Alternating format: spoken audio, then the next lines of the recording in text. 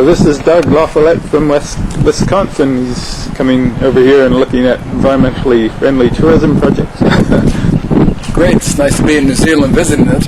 I really think these kind of exciting tourist activities that use historic events along with modern kind of energy-friendly fuels could be a great asset here in the community. Well, someone will tell you that it's $100,000 to get it back together. Yep, worth everything. This is the steamer Tawera as it was launched in February 22nd, 1899.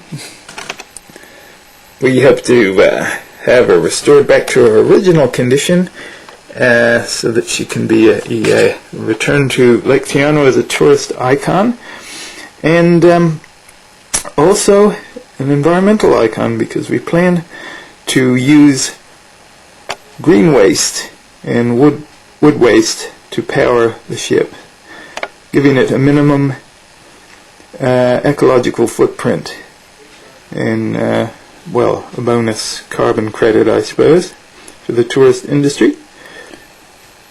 So it's a very positive thing. I think the Tawera can sail again. It's the last living relic from Fjordland's past of this stature.